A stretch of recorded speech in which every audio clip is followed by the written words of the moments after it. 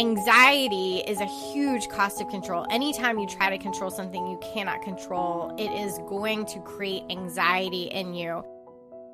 Anxiety is a huge cost. And then another big one is broken relationships, that whenever you try to control people, it will fracture, strain, break that relationship in some way. Hi, friends. I'm Amy Julia Becker, and this is Love is Stronger Than Fear, a podcast about pursuing hope and healing in the midst of personal pain and social division. My friend Sharon Hodde Miller is on the show today, and I am sure you will join me in appreciating that she is just someone who's so down to earth and yet also really intellectually astute and wise. And today she's here to talk about the topic of control. Sharon is the leader of Bright City Church in Durham, North Carolina, alongside her husband, Ike. She has written in all sorts of publications and spoken at all sorts of conferences and written multiple books that are phenomenal. Again, down to earth, like practical theology with a lot of research and wisdom behind them. I'm so glad we get to talk here today. And I will add, before we go to the conversation, we are giving away a copy of her new book, The Cost of Control. And if you want to enter to win that book, then you just need to share this podcast episode on Instagram, Facebook, or Twitter and tag me. I am here with my friend, Sharon Hodde Miller. Sharon, welcome to the podcast. Hi. So it is really fun to have you here. Sharon and I know each other from way back in the day. I mean, over a decade ago, writing for the what was then a new blog at Christianity Today called Hermeneutics. It's now Christianity Today Women, which is a far less exciting title. But anyway, we have been in kind of the same circles over many years, but it's really fun because I'm here to get to talk to Sharon today about her new book, which is called The Cost of Control: Why We Crave It, the Anxiety It Gives Us, and the Real Power God Provides. So that is a fantastic title. I'm excited to get to talk to you about it. And I thought maybe we could start just by defining control. Like, what do you mean when you use that word, and why is it a problem in general, but especially for modern humans? So I define control in two ways, actually. There's the way that I think we think of control, which is imposing your will on people and circumstances. And so when we think about someone who's controlling, that's what we think about. But there's a second definition that I include, which is the feeling of being in control. Yeah. And those are two very different things. And very often what we're after is just that feeling. And what was really fascinating to me is I have a whole chapter looking at this concept, the illusion of control. And I learned how I've used that term before. I don't know about you. I've used that term before, but I did not know this is an actual psychological phenomena where we imagine we have control even though we don't. And this plays out in all sorts of ways, like superstitions, players who wear the same socks through the playoffs, that sort of a thing. But basically, we can believe we have control even when we don't. And this actually benefits us psychologically, that when you think you have control, it does actually make you feel better. Your anxiety is lower, your depression is lower for a time. And that's why we love that feeling so much, regardless of whether or not it is rooted in anything real at all. And so I feel like one of the things you did well in the book was to write about both these ancient needs for control, or the illusion of control as humans, but also that there are like new dynamics, new things at play in our current era. So could you speak to that a little bit? Like, what's kind of ancient about this need, but also what's new about this problem? Yeah, the reason we struggle with control is sort of threefold. So the first reason is ancient, as you said, and it's also theological, going back to Genesis 3 in the Garden of Eden. Prior to sin entering the world, Adam and Eve have everything essential to thrive. They have freedom, they have influence, they have power, they have unity, they have peace, they have security, stability, everything that they need. But one thing they do not have is control. They're not actually in control of the garden. And so in Genesis 3, when they reach for that fruit from the knowledge of good and evil, in that moment, they're basically asserting that this is not enough, that I also want to be in charge. I want to have God-like stature in this world. And so anytime we reach for control to empower us, to rescue us, to soothe our anxieties in some way, we are just reenacting that moment in some way, shape, or form. And so those are the theological roots of control, and we are sort of doomed to reenact it since this is like ground zero of sin entering the world. It almost sort of rewrote human DNA, like spiritual human DNA. So as the descendants of Adam and Eve, we're sort of doomed to reenact this moment as well as its consequences. And that's where I get the title from, The Cost of Control. Anytime you try to control something that God has not given you to control, it always comes with a cost because you're reenacting that moment. So those are the theological foundations. But another reason why we struggle with control is cultural. And that has much more to do with our present historical moment where we live in a culture that is constantly promising us control. You know, whether it's on your smartphone, which is saying you can know, you can have certainty, you can have predictability, you can have control, you can know what the weather is going to be in 10 days. You can know when your Amazon package is going to arrive within the hour. You know, we have all this knowledge, which gives us this feeling of control. We're also promised control over our bodies. You know, if you take this diet supplement, you know, if you eat this way, then you can control your weight, or you can keep yourself from getting cancer, or you can defy aging. And so this is constantly marketed to us just day in and day out, but also because of technology, we are really lulled into this illusion of control. And so that is really ubiquitous in this particular cultural moment. So that's another reason why we struggle with control, is we are told all the time that we actually can have control. And then the third reason is a little bit different, which is that we struggle with control because we live in a broken world. The world is not as it should be. We live in this post-Genesis 3 world, but we were created for Genesis 1 and 2. We were created for security and stability. And so a lot of times what we're feeling when we want to control is not just sin, not just human folly. Sometimes that is you recognizing the world is profoundly broken and in need of healing.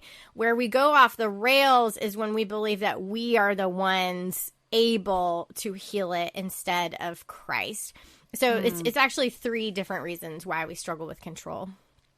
Yeah, and I appreciate that, because it does seem like if that illusion of control actually does something, at least in the short term for us, that is to bring us back to a place of at least seeming stability and security. And like, I understand the world, it's not a place of chaos.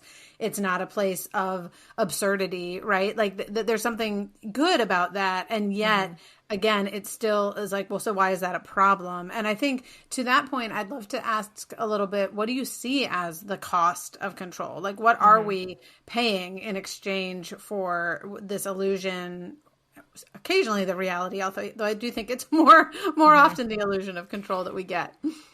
Well, one cost of control that is the cost of retreating into that illusion of control, because sometimes the cost of control is immediate and sometimes it is delayed. And one delayed cost that happens whenever we retreat into the illusion of control is that we are not growing spiritually in a way that prepares us to live in the actual world.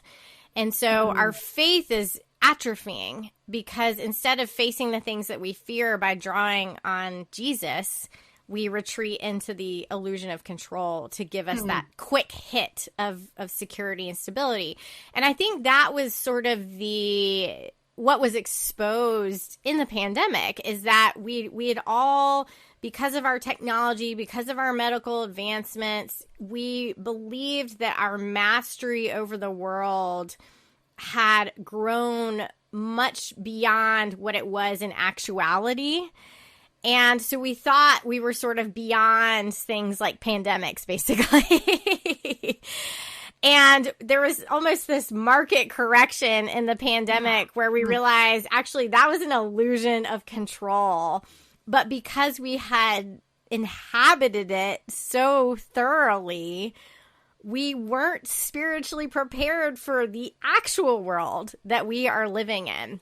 And so that's a more delayed consequence, is just the fallout on our faith when we turn to control to soothe us instead of, turning to God. But another one that I dig into, and this is in the subtitle, is that anxiety is a huge cost of control. Anytime you try to control something you cannot control, it is going to create anxiety in you. And we experience this in very, very low levels all the time. I think of my 7-year-old when he is still sort of developing the fine motor skills for Legos. He's really good with them, but he's still developing them. And when he can't, get them apart, and he's just forcing it, and I can see the blood vessels, popping out of his forehead, and he's so upset, and at some point he'll just yell, and then he'll break down into tears, and he's just trying to get this thing, and it won't submit to him. And that is a very, low stakes example of how when you try to control something that is not submitting to you, it upsets you. It ratchets up that anxiety. But it plays out in much higher stakes when we're talking about relationships, especially you're thinking about your adult children. Like we were just talking about Penny, before this interview, and, what it means to launch her, into the world. That is really scary. Right. And when we are talking about our adult children, in even more dire situations where maybe you have an adult child who is struggling with addiction, or could be a spouse, a brother or sister or whatever it is, and the anxiety you feel about wishing you could change them, wishing you could snatch them out of the jaws of whatever destruction they're headed towards. Some of the anxiety you're feeling is caused by that situation.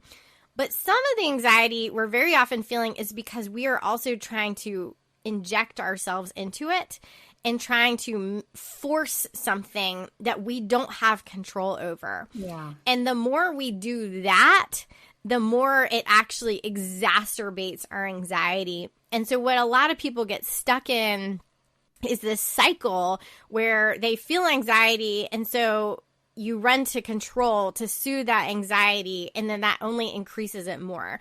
And I feel like we saw this happening in those early months of the pandemic, where people were just running around trying to give me a grip on something that can make me feel peace.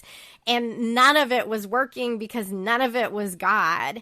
And so anxiety is a huge cost. And then another big one is broken relationships, that whenever you try to control people, it will fracture, strain, break that relationship in some way. And this is really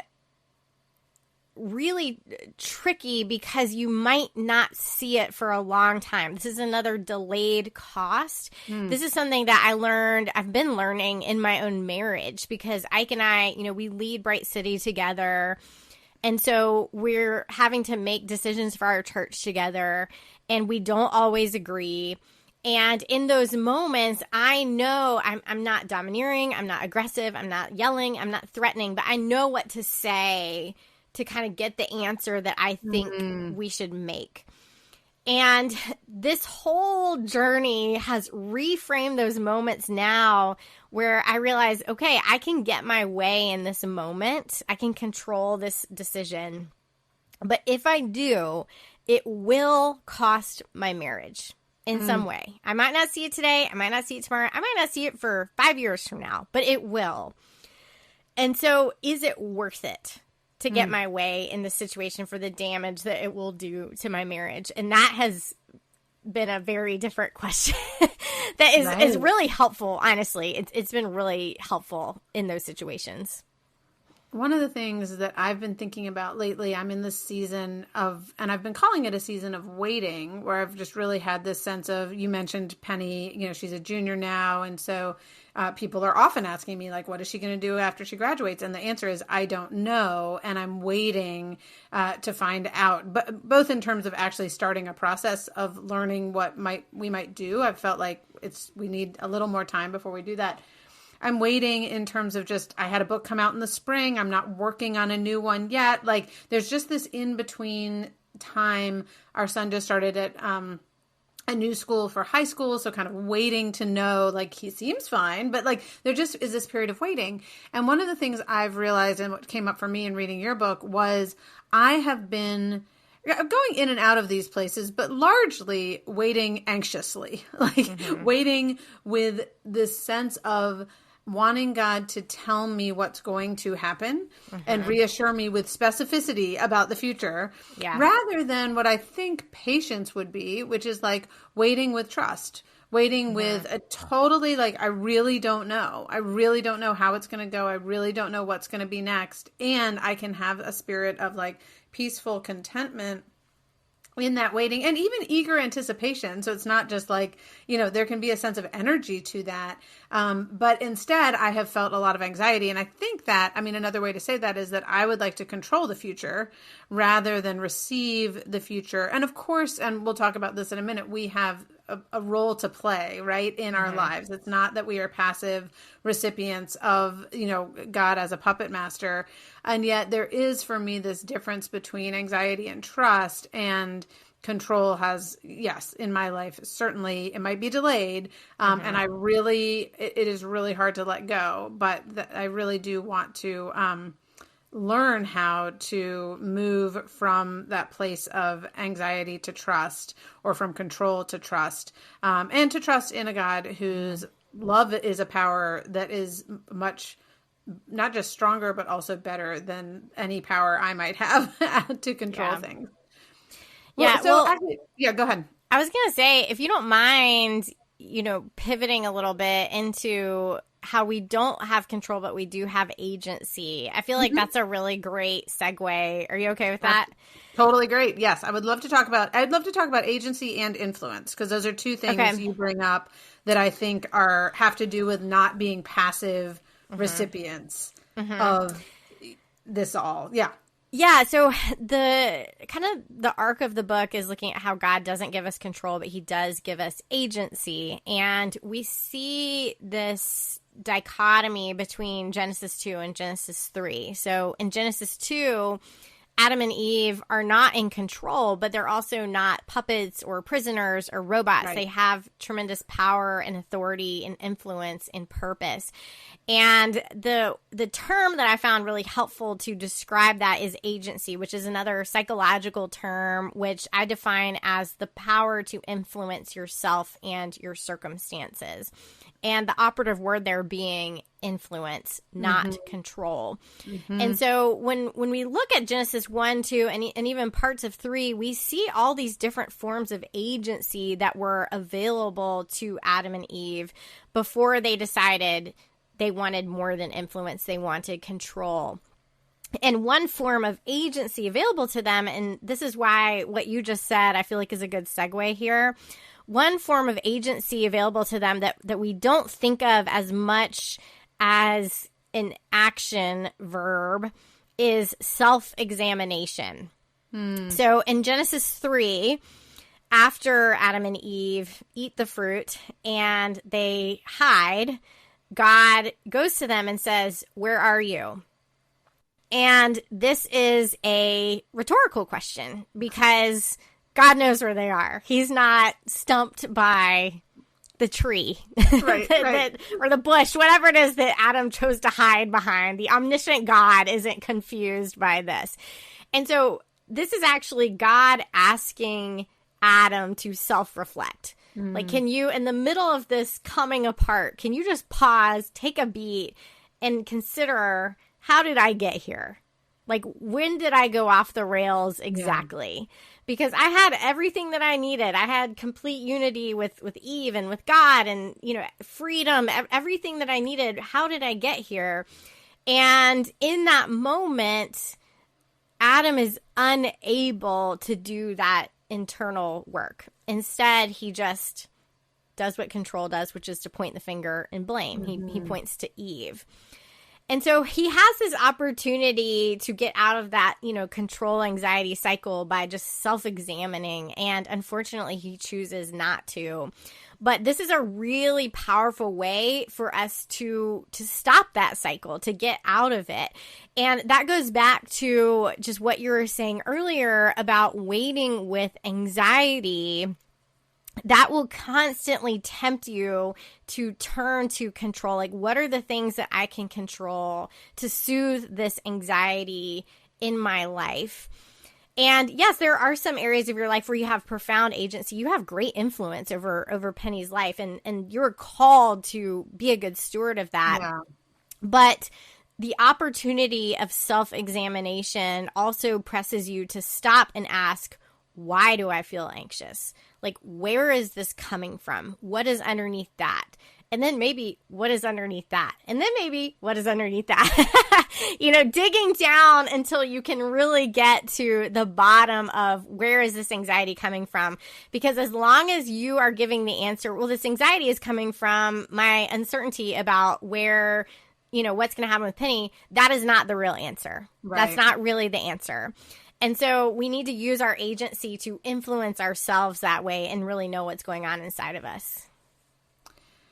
Well, and I'm curious because and I guess, no, that's a good example of both the agency to influence ourselves, but we also are using that to influence others, but not to control others. And right. That I appreciated that in your book, just because I think sometimes when we are talking, I think there's a lot in psychology about not controlling others and recognizing that that's actually not something we have the option of doing. And yet it does seem important to me in terms of our interconnectedness and the ways that we are actually called to be ones who love and care for each other, recognizing that there's a role for agency and influence seems really important. And a lot of this to me, I kept coming back to the idea of love as a power when I was reading your book, and I have when I've thought about control in general. And I've heard the phrase, God is in control. Mm-hmm. And I know there's some truth to that in the sense of God being sovereign, like the creator, the one who, holds all things together, right? And yet I've also thought about the biblical verse idea that God is love. Because love and control can seem really antithetical to each other. Like there's a sense in which God does not use power, to your point, to be a puppet master, but rather to love. Mm-hmm. And those things, again, maybe the language is not helpful. But I've been hesitant, I guess. I've become increasingly hesitant to say God is in control because of the way in which control can seem to be a coercion or making you do what I want, rather than the love that God displays in terms of essentially wooing us and caring for us in spite of us and, all of those things. And saying, I want to partner with you actually in bringing about goodness and beauty and truth in this world. So I just would love to hear your thoughts on the saying, God is in control. What's true about that? What might be problematic about that? What do you think? One thing that I wish I had included in the book, I don't think it's in the book. I think this was language I did a 4-part sermon series on the book afterwards. And this was language I came to as I was writing one of my sermons on this, is that we say that God is in control, but what we never say is that God is controlling. And I find that distinction to be really helpful, especially in light of everything that you just said about love, because it is true. God is ultimately sovereign, and we can assert that to be true. But what we also hold together is humans' free will. Right. And you see that perfectly in balance in Genesis 1 and 2. But you even afterwards, you see God continues to honor our free will. And how those things come together is very mysterious. But you see it in instances like Pharaoh, where God hardens Pharaoh's heart, but he's not operating Pharaoh to enslave the Israelites or to, not respond to Moses. It's not like a puppet master. Right. It's still Pharaoh acting. And so those things are held together somehow, and we are God's image bearers, which means there's an extent to which we need to be reflecting that balance as well. And in some ways, all the more humbly and carefully, because we are not we don't always know what's best. Like, we know what we think is best. Right. But we don't actually know what is best. Yeah. And so I think that is, I've never thought about how love plays into it, but I think that's a really great way of thinking about the non-coercive power of love, that we are called to love and not to control. But the thing that is tricky about it is that we can sometimes control in the name of love. Like, we can think, I'm doing this for your good. Right. And as parents, that is especially nuanced, because we are called to protect our kids and to guide them and to discipline them at times. And that's something that I really talk to God about a lot, like as my kids get older, because it's sort of a dance a little bit, but really wanting to make sure I am not stepping on, the agency of my kids, that I'm really nurturing that freedom in a sense, so that and the way that I've kind of thought about it with parenting is the difference between influence and outcome. I think of Paul when he's talking about ministry and saying, I planted the seeds and Apollos watered, but it was God who gave the growth. And I can plant the seeds into my kid's heart. I can water it. I can cultivate faith, I can cultivate wisdom, all those things, but ultimately it is God that gives the growth. I am not responsible for that outcome. I cannot control that outcome. And if I think that I can, then I start to stray into the realm of control. And so even with parenting, I think that is one area where we can deceive ourselves and say, well, I'm doing this out of love. But the consequences, the cost, if what we're really doing is controlling, there will be consequences to it down the road. And so that's a really takes a lot of prayer and discernment, I'll say. Yeah. And for me, that sense of like the non-coercive, that has been a helpful way for me to recognize when I am controlling as opposed to maybe influencing, right? And then similarly recognizing how much God really does. I mean, even whether it's like the story of the prodigal son, where the father lets the son go, and receives him back with love, lets the older son stay out in the vineyard upset. Like, there's just a sense of the love being so present, but also being so invitational rather than controlling. And I appreciate your distinction too between control and controlling, which I think is another helpful way to say it. So thank you for your thoughts on that. I'm curious also though, because towards the end of the book, you write about the difference between self-control and being in control. And maybe that goes back to the idea of self-examination, but could you talk a little bit about like, what is self-control? How is that different from, thinking that we can be in control? Yeah, so the only thing we really have control over is ourselves. But even that, there's like a big asterisk with it. Yeah. Because I have a whole chapter, there's a section of the book on different ways that we try to exert control. And one of those is autonomy. So we try to exert control or feel in control by basically saying, nobody can tell me what to do. Like, if the only thing I can control is me, then no one else can tell me what to do. And we're in a culture that is super into that, like hyper individualistic, anti-authority. We are all about our autonomy. And underneath that is really about control. It's not that all autonomy is bad, but in its extreme forms, this is about control. Self-control is not that. Self-control is really more about discernment. Whether or not Tim Keller has a really great definition of it. He says that it's the difference between choosing the urgent thing versus the important thing.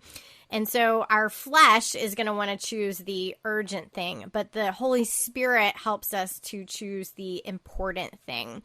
And so that's what we mean when we're talking about self-control, is not simply I'm the boss of me, but basically having the power to choose holiness is really what that is about. To choose life instead of death is really what self-control is about.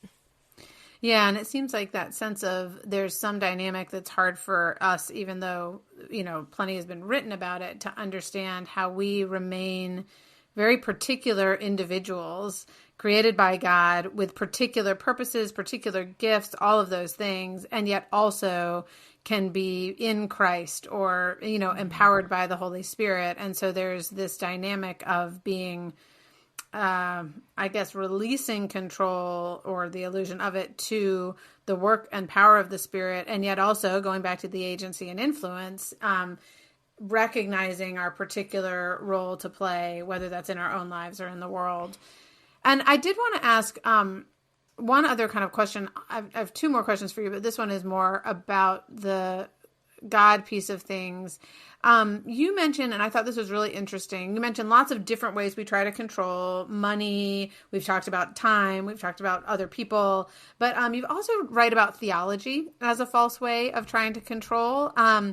And that resonated with me. You use the example of the prosperity gospel, and I might ask you just to kind of spell that out for people who don't know what that is or how it might be an attempt to control. But I'm also curious whether there are other ways we might use, like if you're not a prosperity gospel person, might you still be someone who's using theology to try to control God? The main one really that comes to mind is prosperity theology. I think that the other really present temptation is to use theology to try and control other people. And yes. We see this in its worst form in cults. We see it in fundamentalism. But I think we also see it in lesser forms with gatekeeper approaches to faith, and I don't even mean the powers that be. I think on social media, everyone kind of has their own understanding of what Jesus really meant. Right. And how all these people are not doing it.